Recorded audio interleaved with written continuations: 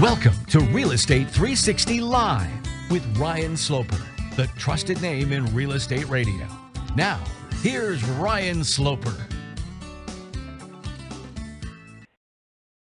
Welcome, everyone, to another episode of Real Estate 360 Live. I'm your host, Ryan Sloper. For those of you not familiar with the podcast, we do a weekly podcast each and every week on all things real estate, from interest rates to the economy to what's happening in Washington. Anything that affects your real estate will be covered here. Remember, we're going to talk about big, broad economic issues. I know sometimes it's not the fun stuff to talk about, but it is important. It is critical that you understand what's taking place macroeconomically as well as, locally, because it's going to help you make more informed decisions on whether you should buy, sell, refinance your real estate. These are all things that we touch on. And when projecting out and trying to figure out which way to go as far as, if you're an investor buying real estate in the future. These are all very critical pieces of information that we talk about on this show that you should be listening to. And it's going to not be popular. It's not going to be mainstream. It's because it's pretty much we're talking against mainstream media here. We like to actually show the facts and let you make your own, decision on what's true and what's not. I mean, it's pretty black and white for us here. Joining me on our panel, as he does each and every week, is Louis Camerosano. Louis is a former school teacher, a former attorney, and a former general manager of a major real estate portal. He's been cited in the media as a real estate industry expert in the Wall Street Journal, Forbes, Fox Business, U.S. News, and numerous others. Louis, how you doing today? I'm doing grand, Ryan. How are you? Doing well, sir. So it's good Excellent. To have you back on as Thank you. usual. And, so over the last week, since the last time we've talked, we've had a few economic things on the calendar that have taken place. We had yesterday pending home sales, which came in at 0.4% versus the estimated of 1.6%, which is really interesting because that's another miss. But it wasn't a major factor in pricing. And it's when I'm talking about pricing, it wasn't a major factor in moving interest rates because technically that was another negative thing that happened. Interest rates should have got somewhat worse. They didn't. We are really starting to see this trend, Louis, where no matter what the news is, the mortgage interest rates are staying low. They're staying low in a range, not moving too much lower, though. I mean, typically, if we keep getting all this negative news, interest rates should be down into the 3.5% level. It seems like the big banks, as well as the Fed and everybody else that's involved in this magic act, wants to keep interest rates somewhere around the 4% range. It seems like that seems to be the place where they feel like it's going to continue this charade of what they think is real estate growth. It's nothing more to me, though, than the rich and people that have cash continuing to buy up houses. We also had yesterday first quarter GDP, which was revised from 0.1 down to negative 1%, and the market was expecting 0.2%. Now, generally, that's going to be positive for interest rates as well. Interest rates should have got much better on that news, but there was also initial weekly jobless claims that came in at 300,000 versus 318, which was a better than expected reading. Why, I don't really know. Everybody says that the magic number of 300,000 is good.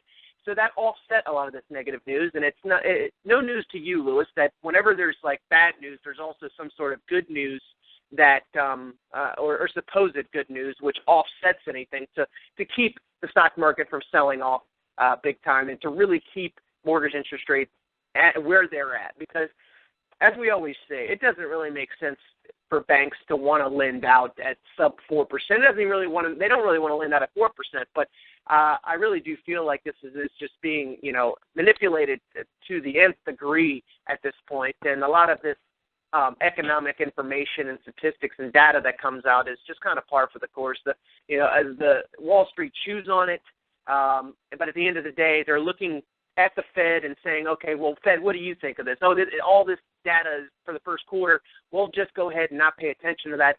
Those were weather-based reasons why it wasn't, a successful first quarter. So let's move here. We're not even going to pay attention to first quarter this year. We're going to move now to the spring and summer because that's when it's going to happen. Right. So, Luke, I just want to kind of get your overall, take and opinion on the statistics that came out, the economic reports, where we're headed from here. Obviously, since we spoke last week, and just get your overall opinion.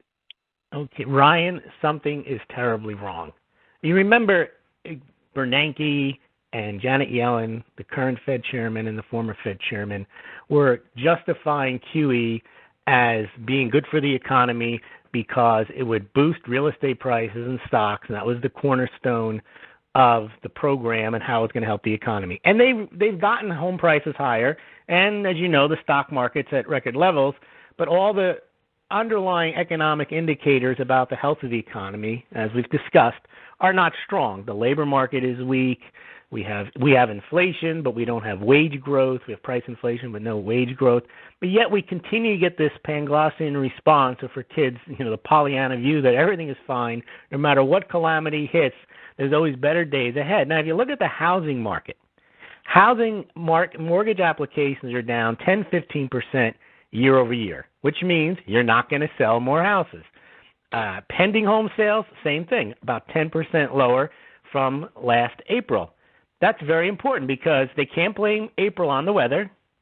They can't blame it on higher interest rates because they were lower.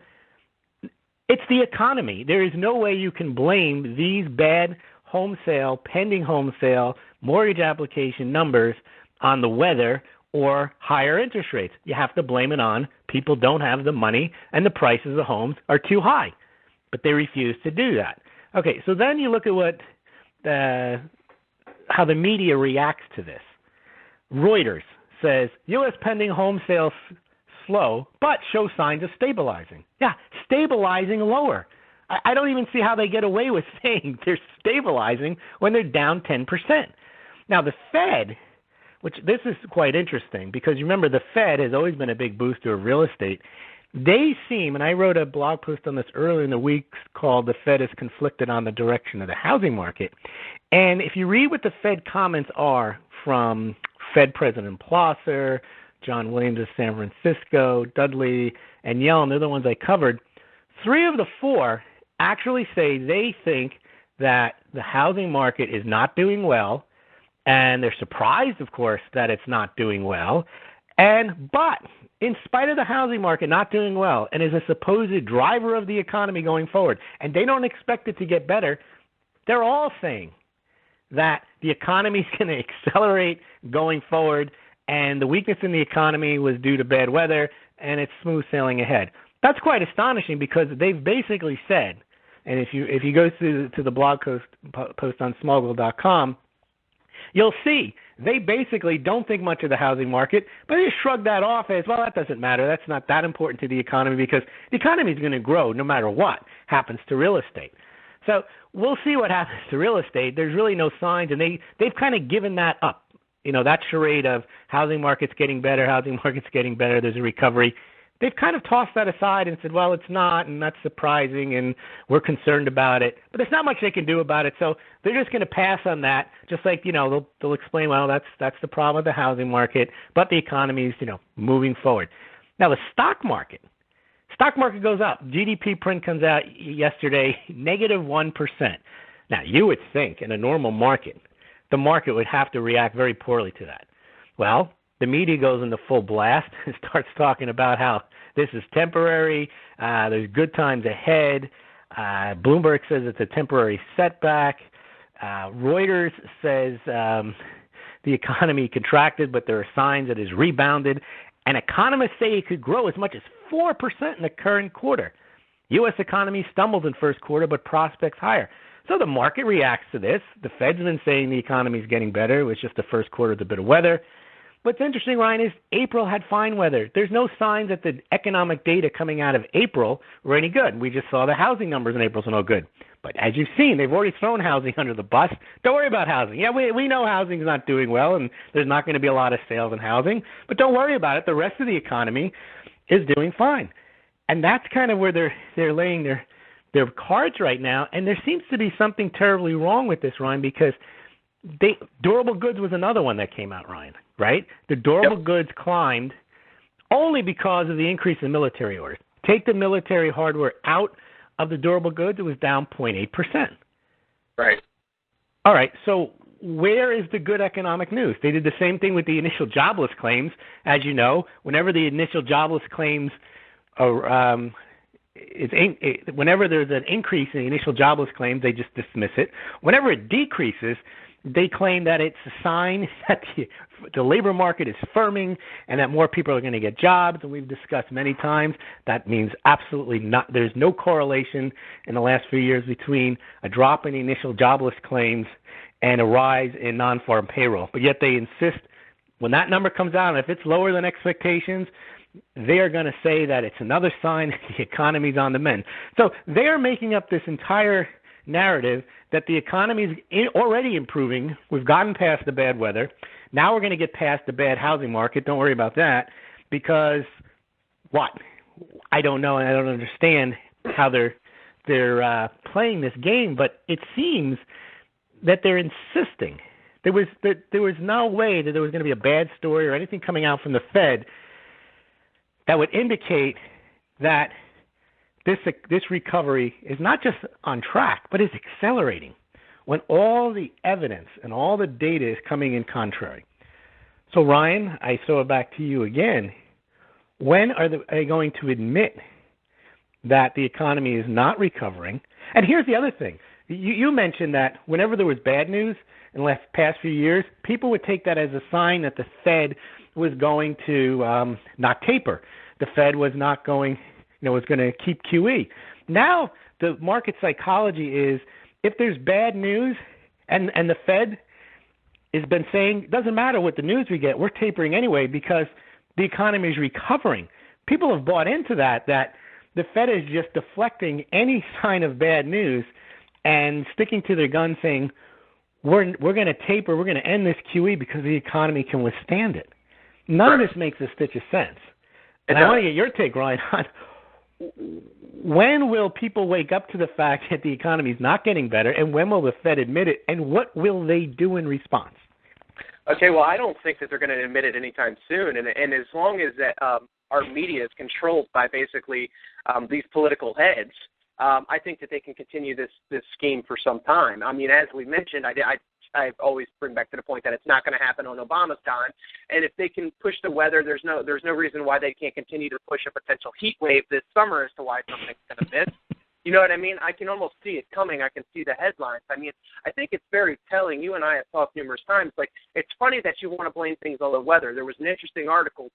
I don't know. I'm sure you might have read it. It was submitted by Jim Quinn of the Burning Platform blog, and he talks about the retail death rattle and basically how all retail is basically it's coming to a head. And a lot of these big retailers are going to start to go out of business. But he does mention in the first quarter that there was many high-end retailers, which is basically, their main purchaser is the rich, essentially. Right. They had different weather, Ryan. They were able to get to the stores. Oh yeah.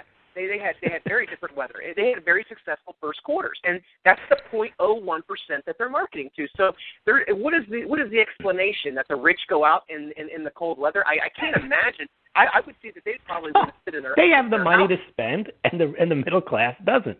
So the middle class retailers, their results are poor, but the high end BMW and Tiffany's are up.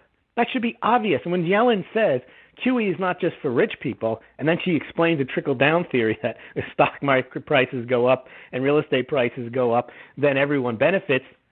She's basically saying we're handing money over to rich people who have stock and real estate, and we hope that we expect that that'll create economic growth. That's right. Classic trickle-down Laffer curve economics that Democrats criticized for years, and now they're advocating it because the Fed is doing it, because the government is doing it. Right. And, we went in this article, and it's great because he brings up the point that we always bring up, that regardless of what data is put out there, so for earnings, for all these companies, mainstream media finds a way to spin stabilizing, the word recovery, on the rise, weather. They put all these words, but he actually went in and pulled all the earnings from all these companies, and basically, I'll read some of the headlines that he has within his article. Walmart profit plunges by $220 million as U.S. store traffic declines by 1.4%. Target profit plunges by $80 million, 16% lower than 2013, as store traffic declines by 2.3%. Sears loses $358 million in the first quarter, as comparable store sales at Sears plunged by 7.8%, and sales at Kmart plunged by 5.1%. J.C. Penney thrilled with the loss of only $358 million for the quarter. Kohl's operating income plunges by 17% as comparable sales decline by 3.4%. Costco profit declines by $84 million. Staples profit plunges by 44%. Gap income drops 22%. American Eagle tumbles 86%. Now, Lewis, these are all major real retailers here, right? These are. And you know what I pick up? You know what I pick up from those numbers? It's sales were down, but profits are down even more, which means they're not passing along the higher cost that they have to their customers yet. Exactly. Because if they did that, what would happen, Lewis? Well, sales would go down 20% instead of 3 or 4%, right? Right. They'd go down even further. So, what's interesting is that... Well, you know what's interesting about that? If prices rise, people buy less. The whole argument that deflation is bad for the economy because people will stop buying, that's nonsense. When prices rise is when you stop buying stuff, not when prices get lower. People don't not buy stuff because they think it might be lower a year from now, but they certainly cut back on purchases if prices rise 10% in a year. Yeah, I mean, and there's not really any company that hasn't been immune to this, other than the ones that are catering to the rich. Because why? Well, they can raise prices. They can raise the Tiffany prices. bag goes up. The diamond ring goes up 10%. So what? Exactly, but I mean, you got to buy that. McDonald's earnings fell by $66 million, right? I mean, like there's just the number. But yet the stock prices of those companies, the companies, they're stabilizing, going higher. The ones that are fascinating are the ones that don't have earnings and report, instead of EBITDA, report what I called EB, earnings before everything else. Right. And the ones that are doing the best are the real estate companies, surprisingly. Yeah. With real estate sales down, you have Trulia, Zillow, those companies soaring. There was an article in the Motley Fool talking about how to capitalize on the real estate boom. You're thinking, what real estate boom?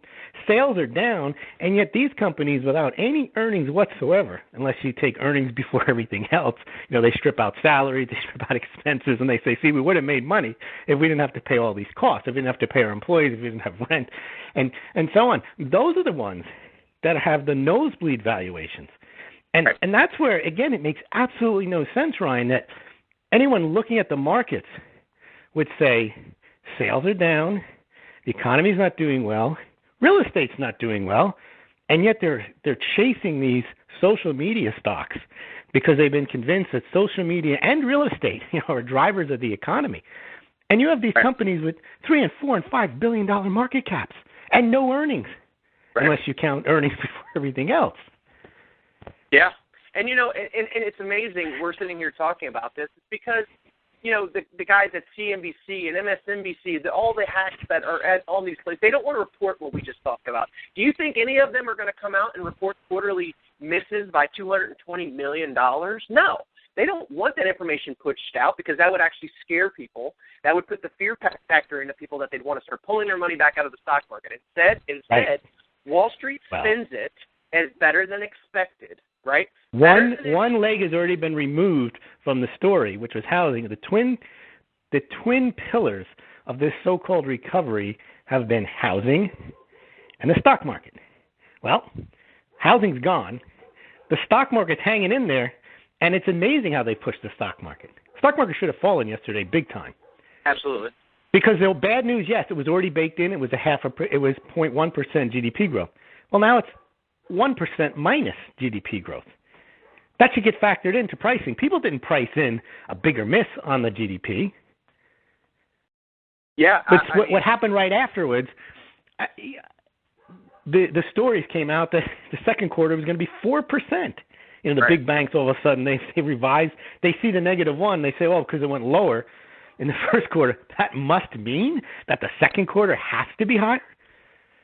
Is that wishful thinking mathematics? I don't understand that. Well, it got worse in the first quarter, therefore it has to get better in the second quarter. But look what they can do, though, Lewis. They can say, you know what, we're projecting 4% for the second quarter, and then all of a sudden it comes in at negative 0.5, and then it'll be better than expected because it's better than the first quarter. You know what I mean? Right. It's stable. The GDP is stabilizing from a -1 to a 0.5 negative. I mean, it's comical. We're sitting here laughing about this, but this is how bad. But that's what'll happen. You're absolutely right. It could have been worse. Is that the mantra for the economy? Why not? It's moving in the right direction, right? Right. -1, then maybe they'll get back to flat growth by the third quarter. But they're saying, Ryan, that the year's GDP growth will still, even with the -1, will be 3%, which means the second quarter goes to 4, and they have to have like a print of 4.5%, 5% the next two quarters. Right. Where's the impetus for the economy to accelerate? Well, the funny thing is the new norm for us is that everything economically is declining. Okay, GDP, home sales, retail sales. Right. The only thing that's not is the initial jobless claims, and that's because there's fewer people left to fire and fewer people left in the labor force. Well, the only thing that really isn't, Lewis, is the real inflation rate if you factor back in energy and food that's been shooting through the roof, right? That's good. That helps the Fed meet its target inflation rate. Right, and as you mentioned, the reason why, as long as the dollar remains the reserve currency of the world, they can continue to print money and buy things, in dollars all over the world. And at some point, as you mentioned, this is going to change. I mean, more and more countries are starting to, trade amongst themselves, not using dollars. They're buying more and more gold. It's a slow process. I mean, it's not something that's going to happen overnight. But as you mentioned, Lewis, this is a long-term play. I mean, I think many countries are trying to wean themselves off of any U.S. dependency. Headline: Sanctions will make Russia use ruble for trade. Trading for rubles, this is definitely a priority, Medvedev said. This, in fact, should ultimately move the ruble from core to freely convertible currencies into ranks of reserve currencies. This is what the guy is saying. Right. They're saying this, that they're moving away from the dollar. Yep. And look what happened in Bank Paribas this morning, okay? Bank Paribas was fined $10 billion by the U.S. Justice Department. And what was the reason? Well, the U.S. Justice Department is investigating a criminal probe into allegations that the French bank evaded sanctions against Iran and other countries for years. Now, they killed two birds with one stone with that fine. First of all, they weaken a foreign competitor to J.P. Morgan and so on. It's like a form of mercantilism. But also, they protect the dollar that way because they can't have French banks, other banks dealing with Iran and potentially undermining the dollar. So what do? I just don't understand how they have the power to fine a French bank, but they do. They also fined Credit Suisse $2.5 billion or $2.4 billion for helping U.S. Citizens evade taxes. So they're very serious about protecting tax-based revenues and also the dollar. And if you have to resort to those kind of heavy-handed tactics, eventually it's going to backfire on you. Right. Because I know that foreign banks refuse to deal with American citizens. So at some point, if there is no benefit in dealing with U.S. citizens or the dollar, they won't. And if they're going to get fined, they're going to get penalized. There's just no point. There's no incentive to remain in the system if that's what's going to happen to you when you're in the system. You get out of the system, you don't have those issues. And that's what the Russian guy is saying. That's what China's in up to its eyeballs with dollars, so they kind of have to straddle the fence. But for countries that aren't, or it's negative for them to be involved, they're going to get out, and that's a real mistake and an unintended consequence of the policy of trying to keep people in by being heavy-handed. You drive them out, and driving them out hurts us, Ryan, because if there's less demand for the dollar and the dollar weakens with respect in relation to other currencies, our prices go higher. We haven't achieved anything by doing that. Right. Yeah, and I mean, all these things that we mentioned, and it's back to your question of when is the Fed and everybody else going to recognize that the economy is moving closer and closer to an all-out depression. I mean, the end game for all of this is a depression, right? it's not anything better than now. They can kind of hold it off as long as they possibly can by keeping the stock market high, keeping money flowing to these Wall Street bankers and hedge funds, cheap money. But at some point, I mean, the job situation is just getting worse and worse. And I'm sitting there talking about retail sales. Lewis, what is the byproduct of these bad sales? I mean, it's more people exiting the labor force because they're going to be firing, they're going to be shutting down more stores, right. They're going to be firing more people, and retail is that's a huge... Ryan, 70% of the GDP. Our economy is based on people moving in and out of houses, which is the housing market, and people buying stuff, right, which is shopping, and it's not happening. In fact, there was a report from the Commerce Department. This really highlights how housing is not driving the economy. It's actually a drag on the economy. They said that in the fourth quarter and the first quarter, residential investment was actually a drag on the GDP. So housing is out. Right. Okay? Well, if the consumer or the middle-class consumer, the mass consumer, is cutting back their purchases, where is this magic GDP growth going to come? They're going to sell more BMWs? They're going to sell more Gucci handbags? I don't understand where the impetus is going to come. Right. Well, it's funny because most of the things that will, drive it up is going to be the huge purchases that make the rich make, right? I mean, they're the only ones that really have the capacity to buy anything. And there's not that many of them. I know. But they can find a way to spend that. They may have most of the money, Ryan, but they don't do most of the spending. No. Because most rich people have assets they can't spend. So they may buy stocks, and that's why stock prices go up. They may buy real estate. That's why real estate prices go up. But they don't buy much more food than you and I. They may buy a few more cars, but they don't spend that much more money on a relative basis to how much they earn and how much they have. Right. Well, of course, and it makes sense if they're sitting there saying that, housing is a drag on the economy. Well, you know why? They're looking at it and see that 40% of the sales are cash deals from investors. These aren't, your average Joes that are moving into their first home, and which is then going to go into Home Depot and spruce up the house and do all these things that would help, give a temporary boost to the economy. It's not. Right. Take those home sales out from the cash investors, Ryan. We already have a very low existing home sales pace and a very low new home sales rate, lowest in maybe 30 years on the new homes. You take the cash investors out, and you have nearly no sales by regular people. I agree, and there's definite. I mean, there's still a major advantage, to the rich in wanting to buy real estate because when you have a low interest rate environment and you can capitalize on it, as you and I talked about, for an investor to buy real estate right now, regardless of price, when you can fix in your costs on a low fixed rate. I mean, plus you put it in the bank, you're going to lose it. Not only just lose it. I mean, you have no interest. You have zero interest. If you're an international person, you're not allowed to have money in foreign banks without them trying to confiscate it on you. And some of the foreign banks, like Cyprus, will confiscate it on you. So leaving money in the banking system for people who have, and they only guarantee it. What is it? The FDIC only $250,000. So if you're really wealthy, there's a pretty low chance that you have money in banks anywhere in the world. Well, you know what I've you got to buy stuff. Right. And you know why I mean, obviously I invest in real estate myself, but why I always have felt that real estate's a very strong investment for almost anybody that has a lot of cash is because right now when we have, they're flush with cash and they can continue to buy properties and get, low interest rates, it's a great market because they can fix in their, they can buy up as many rental properties that they have the capacity to do so, lock in their cost on those, have a good rate of return for 30-plus years, and then leverage those properties back as they pay them off or pay them down. But even if this stops and it starts going back in the other direction, do you not think that the cash investors aren't going to run right back because then they're going to start buying things cheaper, right? They're going to be able to snatch these same properties back up cheaper, and it starts all over again.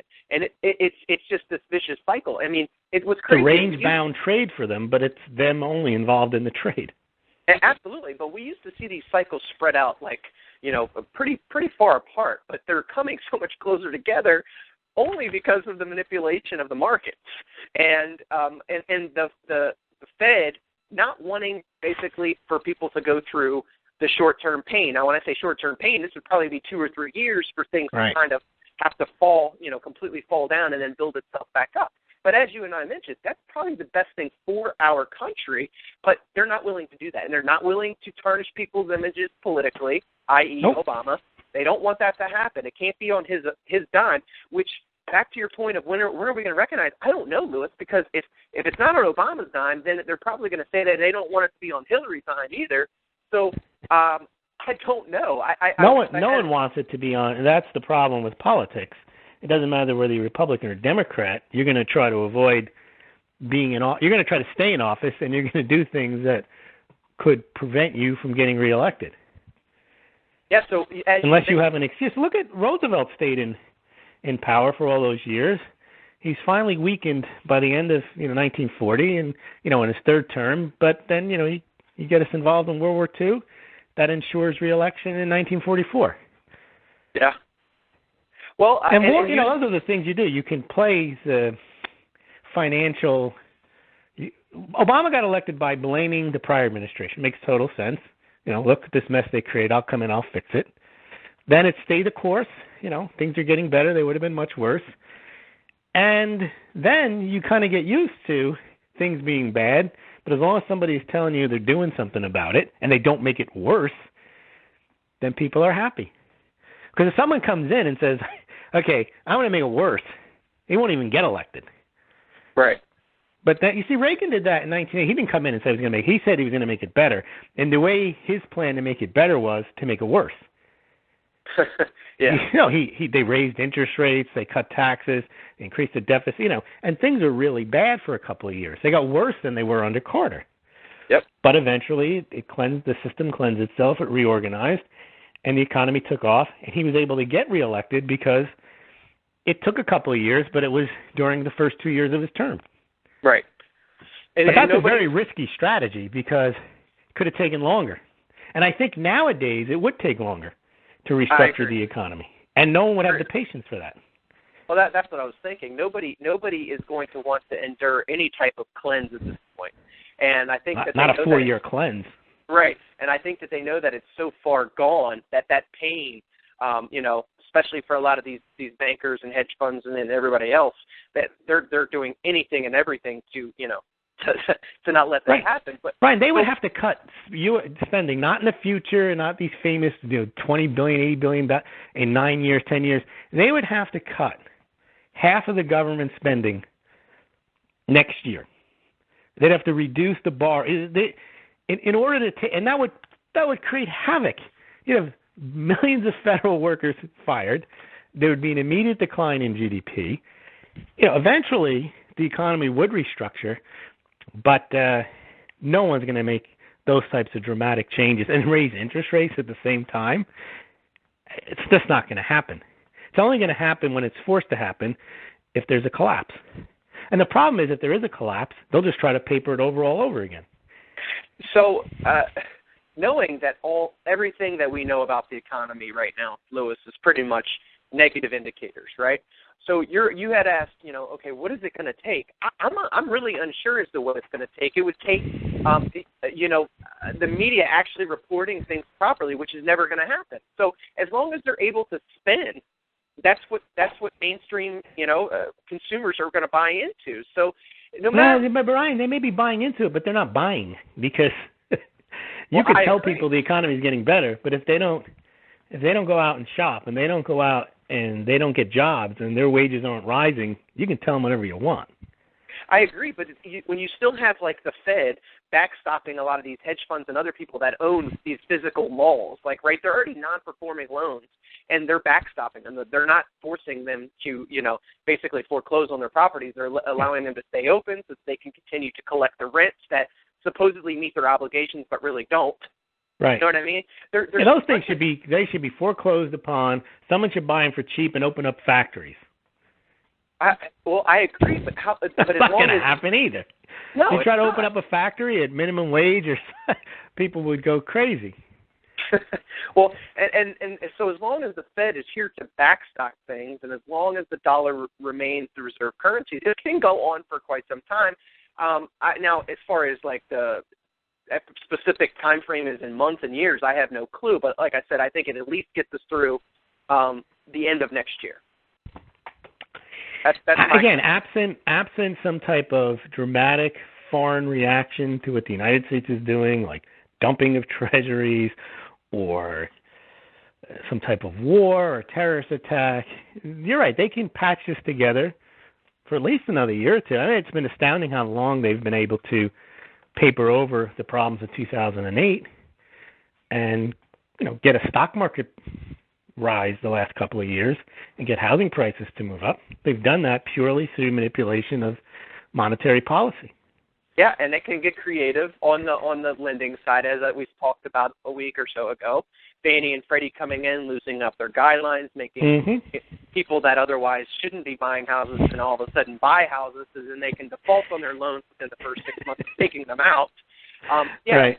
They can create whatever environment they want to bump the numbers short term. Up you know what to I mean? a point, though, Ryan. I mean, there's diminishing returns on what you can do with printing money. There's also a diminishing confidence factor, which probably plays into why they're tapering, because they realize, you go back to 2009 and Bernanke's famous 60-minute interview, he was talking about, we're doing this, it's temporary, and once the economy begins to recover, we'll stop printing money and we'll raise interest rates. Well, it's 2014.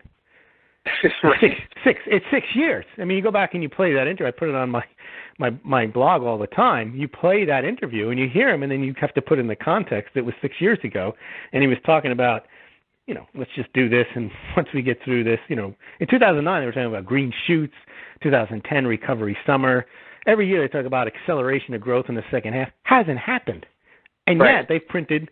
Each QE has gotten larger and larger, and it hasn't worked. But it's worked to the extent that it's prevented the economy from collapsing and restructuring. Yeah, well, and it requires a bigger dose each time. Well, we talked right before we came on today that you had sent me that article on the Federal Reserve that's actually raising their prices in the food cafeteria, right? From Zero Hedge, correct? Yeah, from Zero Hedge, and the headline reads: Federal Reserve admits truth in internal memo. Prices continue to rise between 3% and 33%. So they're acknowledging that there's major inflation, but when you dive into the article, they're suggesting that this 3 to 33% has taken place over the last 8 years. So, and they haven't had a hike in a long time, over 8 years, so they need to finally make a hike on their food products there. And also, I believe that they were going to their cafeteria was going to be open less days per week now, I believe, and cutting back hours and everything else. So if that's, that's pretty much telling you where we're at right now. It's, even the Federal Reserve is not immune from it, right? Yeah, well, you look at them as a microcosm. You have inflation, and you have greater unemployment because they're cutting back hours. Absolutely. So how is that a sign of a productive economy? You basically have what I am predicting is another period of stagflation. We have inflation, but you don't have the commensurate growth that the Keynesians claim that you get with inflation. You just have higher prices, stagnant wages, and people and lower productivity and lower consumption because prices are higher. See, the Keynesian view is that inflation somehow is good to a certain point because it's a sign the economy is growing, and that deflation is bad because it means the economy will stop growing. We've had deflationary periods, Ryan, in the 20s, in the late 1800s, where more and more people bought more and more goods as prices were falling. Right. And you see that with cell phones. People buy more phones as the prices drop. They don't wait 10 years for the price to go down. They buy it when they need it.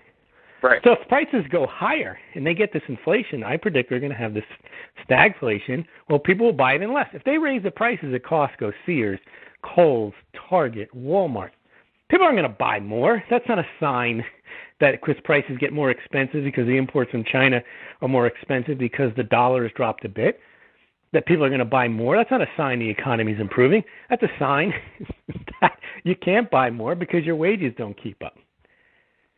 Yeah, I mean, we've got, How do they come up with this stuff? That somehow a little inflation is good for you.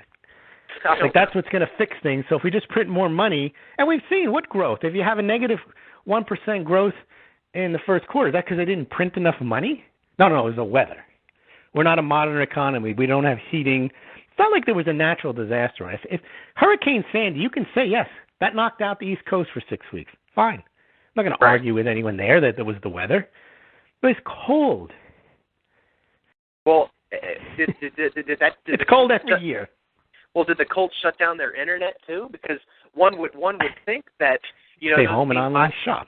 Exactly, you would think that, right? But apparently not. I mean, apparently these people were sitting at home twiddling their thumbs and absolutely doing nothing, while the rich were out buying their handbags and everything else. Yeah, and pending, you can't fill out a mortgage application because it's cold. Yeah, I mean, could it potentially stop somebody from going and looking at a house? Sure, but at the end of the day, it's not going to completely shut down the process, and to blame an entire quarter on weather. and also, Ryan, a lot of the worst hit areas were out west where there wasn't cold weather. Exactly. Yep. I mean, you just have to look at this and say, how stupid are the reporters? They get fed this line, and they just repeat it. It was the weather. And all you have to do is break down the numbers and say, okay, where was it cold? And in fact, in some areas, like in the Northeast, the economic activity was better than the areas like in the South and the West. Right. But yet they're going to blame the weather, and people are like, yeah, that's it. And then you have Yellen testifying to Congress. Yeah, it's the weather, but now that the weather's better, we already see signs. Yep. That the economy is improving. Well, what's interesting is you made a good point earlier, too, when you said that they're kind of, not as concentrated on real estate anymore, and they realize that it's not really doing much. So now the media is not going to be picking up much on real estate anymore because they don't want to pay attention to it. So when we get to the second quarter, right, the second quarter that finishes out, they'll be like, oh, well, real estate is moving along just as we anticipated. Correct. Right. The real estate is no longer the focus of the economy. Last year you saw, and you and I were criticizing the whole time about the recovery, the real estate recovery, and I kept putting up blog posts saying, what recovery? The only thing that's happening is prices are rising as sales are falling. That's not a recovery.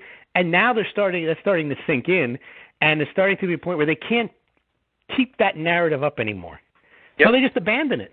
And like you say, now it's like, well, sure, we don't expect real estate to do much, but we do expect the economy to improve, notwithstanding that real estate was supposed to be a driver of the economy. Right, and they'll just turn back again to, oh, look where the stock market is, right?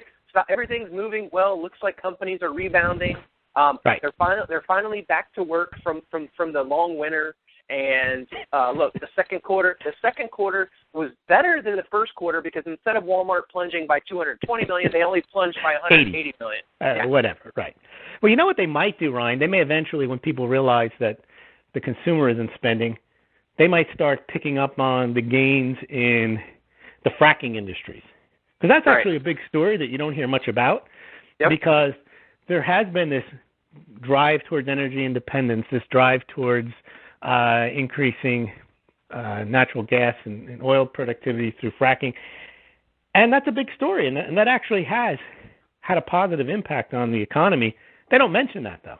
No, that has nothing to do with it. That has nothing to do with the Federal Reserve or the government. In fact, the current administration's against it. I know. So they're not going to tout it as something positive, but at some point they will. Well, they said that. I mean, we're at almost capacity of almost 8 million barrels a day, which was like second only to like Saudi Arabia in production. I mean, and at the current pace, they will pass it. Yeah, I mean that's phenomenal, and you would think that we'd really drive home this point that we've got access to all this energy. Right. And where's the unemployment the lowest? In the states that have these things going on, South Dakota, Right. But those can't be pointed to as success because they are not successful as a result of government or Federal Reserve intervention. Right. Yep. They're not going to give Thomas Edison credit for inventing the light bulb. They're going to give Franklin Roosevelt credit for the New Deal. Yep. For using the government power to create economic activity or not create economic activity. Yeah, it's just bizarre. It's really bizarre times right now. But I mean, each and every week that we do talk, it's like, okay, what headline can we talk about today? Because it's just much of the same. It has been much of the same for how many years now, and I'm curious as to if you think that they would get to the point, Lewis, where the Fed sees the same numbers that we're talking about. They just don't want to talk about them like we're talking about them. And at some point, do they say, do we need to turn back on the printing press? Do we need another stimulus? Because, you know what I mean? And they're not. They would do it forever if they could, and they can get away with it.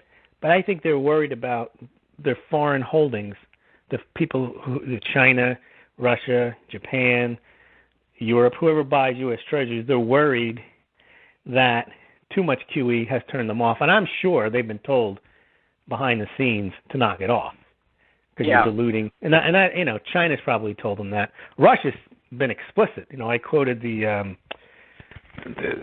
Russian, what was his name, Medvedev. He's the prime minister. He's been outspoken about dropping U.S. Treasuries, and they've dumped $50 billion in the last 3 months. They're not just talking; they're getting rid of them, and that's enough is enough. So, if they have to turn back the printing presses on, they will, but they're trying not to. They're trying to say we don't need to, and I think they're doing they're behind this increase in whatever additional purchases are being made in Belgium, in one way, shape, or form, either through coercion, through funneling money, through swap arrangements. Somehow a large buyer has emerged under Euroclear out of the country of Belgium. We know it's not the country of Belgium because Belgium doesn't have any money to do that. I mean, its GDP is the amount that they're buying is 2/3 of the GDP in a few months. It just can't be them. They have a trade deficit. But it's coming out of Belgium. The numbers are large, and it's basically had the impact of keeping the same amount of treasuries being held and bought in the last few months since the Fed has started tapering, which has kept interest rates low. Right, which would allow for the Fed to continue down their taper path, right? Because as long as there's somebody else that's picking up the tab on the other side, it looks like, hey, we've got all our ducks in a row. Look, we're coming off QE. Look at us, right? Exactly. But, Ryan, we've said this for 2 years. Who's going to buy? It's been publicized. The Fed buys between 60 and 90% of all newly issued treasuries, which means that the Fed is financing the United States' deficit spending on an ongoing basis. And we've always wondered what happens when the Fed stops doing it. Who else will buy them? We've said, well, somebody else will buy them, but not at the high prices they're at now and the low rates. They're going to want more money, more interest paid, and the United States can't afford it. And we knew that if the Fed stopped buying, we predicted there'd be a catastrophe because interest rates would shoot. And they started to shoot up when they started talking about not doing it. They went from like 1.5% to 3% on the 10-year note. And now they're back down because the buying has continued even though the Fed has stopped buying. But the buying has all been concentrated in Belgium, which makes not a stitch of sense. Not a stitch of sense. And, the interesting part is how quickly they can control these markets, right? Like, typically we would see in any sort of normal market, we'd see like drastic rate movements up or down. So mortgage interest rates, on really good economic news would shoot up. They would shoot up really quick, and it would take them a long Market time. Interest rates, yes. Yeah, it would take them a long time to come back down, right? But there's such movements, and it's really just stagnation at this point. Like, they're really not doing much of anything. But they've gone down, Ryan, the interest rates, which is astounding. If the Fed is stopping buying U.S. Treasuries, then there's less of a demand, you would think, and then rates would go higher. But the demand has been kept solid by Belgium. Yeah, well, and all of the real estate, I call them real estate touts, but the people that are always really like pushing people to buy, and really, to be honest, it's hysterical that anybody would need to push anybody to buy in this type of market with such a low interest rate environment. If somebody could buy, they would buy. You don't need to tell them that they need to, right? Ryan, with these interest rates, you and I talked about this a couple of weeks ago, you would expect sales to be through the roof. I would expect. For the reason they're not is people don't have the money and they can't qualify for the loan, so they don't. So even with low interest rates, most of the sales are being done through non-mortgage, and mortgage applications are dropping because people can't afford even the low interest rate. Right. There's people that have not had a job long enough or stable enough to be able to get a home loan, right? Their credit scores aren't good enough, any number of reasons. They don't have a down payment. But then you get to the other people. The other people are that people that already currently own a home. They own a home, they have equity. Let's call it $100,000 in equity. Well, guess what? They're the same people that are still working 2 and 3 jobs, and they don't have stable employment. So even if they sell their home, because it's a good market to sell their home and they could cash in, where are they going to go? Because they can't potentially get a new loan because they're going to get re-underwritten. And when they get re-underwritten, they're probably not going to fit the criteria, even if they put the $100,000. Well, you're also saying, a lot of them don't even have that equity. Exactly. So you have those people that are still underwater, which is probably still close to somewhere about 1/3 of the people in the United States that are. They can claim all they want that they're out from underneath being underwater, but really what they are, they might just be even with the water. Right. But by the time you factor in with all the fees, real estate fees and seller concessions, anything else, they're still back underwater by probably another 10%. Okay, now let's assume that they're out from underwater and they can sell their homes. Guess what? If first-time home buyers, who would be the people likely to buy their homes, are not working, millennials, they don't have the economic wherewithal to do so. If there's not a steady a pipeline of people to buy your home, then you can't sell anyway. Right? Because if you're a trade-up buyer and you're in your home and you now have $100,000 of equity and you want to move up, and you basically have it's your starter home that you bought 5-10 years ago. Well, if there isn't a starter home pipeline to buy your home, it doesn't matter that you're above or below equity. It doesn't matter. Lewis, that house isn't getting sold. You can't be a truth teller here, because guess what? There's all these people that want to buy houses, but there's just not enough houses for them to buy. Right? It's low inventory. That's crazy.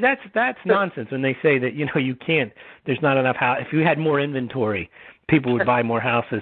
They're not selling because there's slim pickings. Well, that's kind of true, but if there was real market demand, those slim pickings would get pulled up, prices would go higher, and more inventory would come on the market. It's not happening. But you know and what? If more inventory did come on the market, the prices would go down. But the theory of the low inventory does make sense for major metropolitan areas, areas that there is some stable job growth. It does make sense. I mean, around my surrounding areas, in certain neighborhoods, there's not much for sale. So if something comes on, now I'm not going to say if just something comes on. If it's a house that's been is like up to date, turnkey, ready to move into, it's nice. They're going to sell quickly because there's not many homes competing against that home. There may be another one that comes on that just doesn't have much going on for it. It's going to sit on the market. I don't care what people say. And sometimes we're seeing even now that the turnkey homes that are fully renovated homes are still sitting because the price is too high. Now the prices are too high. Prices gets to be out of whack, and then nobody can afford to buy it. Now, it's different if we're talking about New York City and Washington, D.C. San Francisco. You know who's buying those are millionaires. They've got cash in the bank. They can go in, they can stroke the check, and it's a done deal. That's a completely different scenario. They're not dependent upon financing. The people but that's the housing market of the United States. Again, it's the same thing as talking about Tiffany's versus Walmart. The United States will only be successful if the middle class is successful, not if rich people buy more stuff. Right. And, we've seen that the Fed has the ability to move interest rates wherever they really want them to, right? Yep. So if they're at basically... It would be so easy to raise them. They would just say it and just start selling their treasuries and stop buying them. Right, because they're not getting... They haven't gotten the effect that they wanted by QE and having interest rates in the... Well, no, they got the effect they wanted. They haven't got the effect that they told the public they wanted. They bailed out the banks. Banks make a lot of money. They've boosted stock prices, and all their buddies make a lot of money now. And the economy isn't better, but that wasn't their goal in the first place, Ryan.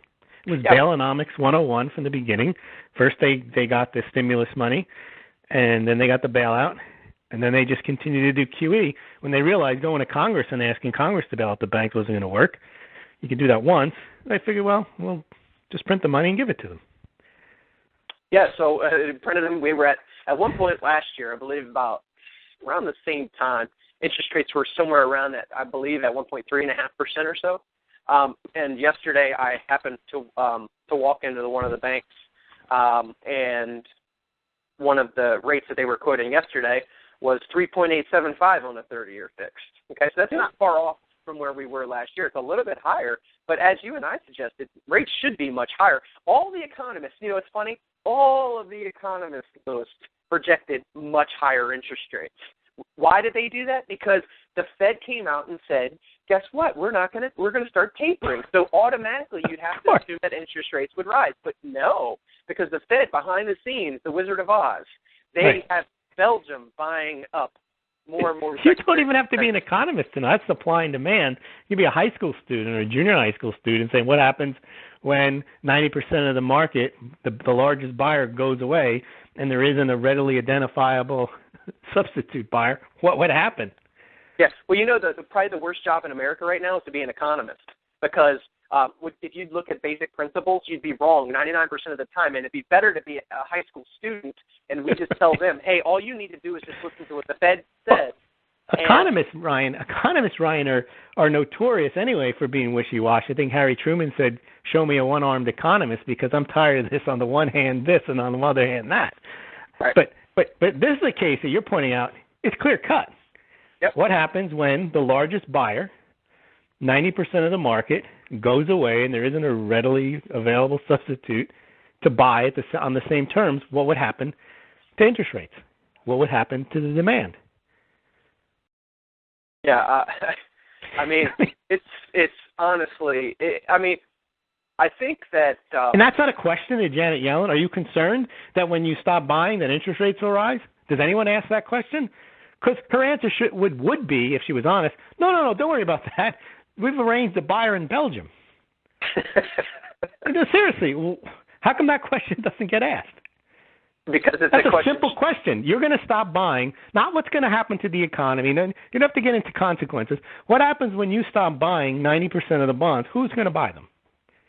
Yeah, There's the question. Who is buying them? Who will buy them? And why would they buy them on the same pace at the same rate that you buy them? Well, how come nobody's asked that? How come we started tapering that mortgage interest rates have not gone up? I mean, that's a very basic question, right? Of course. And nobody wants to ask that question. I'm pretty sure they pre-screen all the questions that they ask them anyway. Of course. The So, answer is Belgium. Okay, that it begs another question. Okay, it's not Belgium. Don't we want to know who owns, a newly issued $180, $220 billion worth of our U.S. Treasury securities? We don't want to know that? You think it'd be pretty important, right?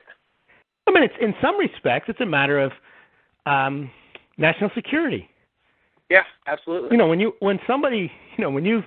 you're relying on spending money for military hardware and you're borrowing it, you want to know who your borrower is, because you want to know whether that borrower might pull the plug on you.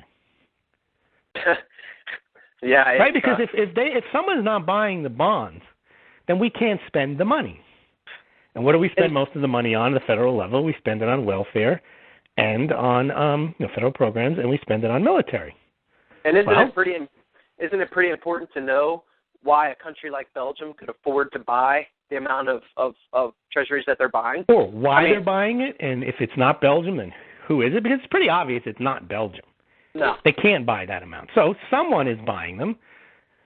And it would be question number one to know. The Treasury Department should want to know that. So if they already know who it is, they haven't told us. Well, maybe we can get one of the CNBC correspondents to ask that question next time they're at one of the Fed meetings, or Because otherwise it's like in the realm of conspiracy theory. It's not even a conspiracy theory. The conspiracy theory is trying to say who it is. Oh, it's this person, it's that person, it's that country. Yeah, that's a conspiracy. It's not a conspiracy theory to question. It is to suggest who it is. But It's not a conspiracy theory to ask, okay, who is it? Because it is out of the ordinary. Yeah. It's not Belgium. And it's a large amount, and the question should be answered. Who's buying? I agree. And will they continue to buy? What is their motive for buying?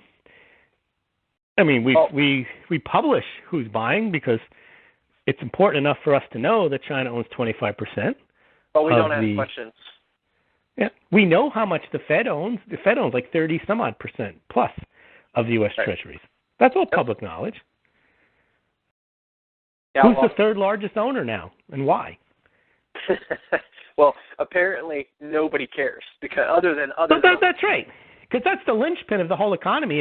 If interest rates being low is what we want, and the way we achieve it was through QE, and now the QE is going away, how are we going to continue those low interest rates?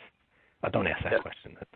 No. They'll just stay low. Cause, see, people think that interest rates stay low because the Fed sets the Fed funds rate. Oh yeah. That's only directional. What really keeps them low, and they said the reason they were buying the Treasury security, the mortgage-backed securities in the Treasuries, was to keep interest rates low through market intervention. Now they're saying we're not going to interfere with the market anymore, but they're just going to stay low because we say so. Yeah. Well, that's because the media is trained to focus on the Fed fund rate and not actually what keeps interest rates low. The media themselves, most of them are confused, right? Yeah, well, it begs the question then, if you can keep interest rates low just by keeping the Fed's fund rates low, then you never had to do QE. It's true.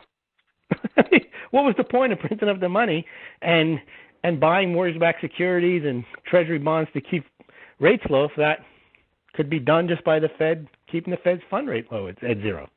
It seems that way, right? I mean, I've never been as amazed as I have been over the last year or two. The continuation of this and just watching how it continues to play out. But we're coming up on the end of the show, Louis. I want to have you give your blog out so people can check out your blog that you do a couple weekly blog posts. They're very informative. Oh, sure. Thanks, Ryan. It's smoggle.com, as Ryan mentioned. There's a blog post up every week or two. The current one, I list the largest holders of U.S. debt by country, which includes Belgium in the number 3 spot, and I also have included the largest holders by country of gold in their foreign reserves, as well as I also show how many Treasury bonds the Fed owns, which is now over $2.4 trillion.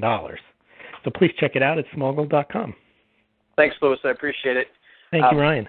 Thank you, guys. And if you guys have any questions, concerns, real estate needs that we can help you out with, you can go to the website, realestate360live.com. There's an Ask a Question button on the right-hand side. You can contact us through the website. Also, if you're listening through iTunes, please download, subscribe, share. In the iTunes store, you can search Real Estate 360, and you can subscribe there. We'd appreciate it if you'd forward it to any business acquaintances, friends, family members that you think would get something out of what we talk about each and every week. Enjoy your weekend, and we'll talk next week.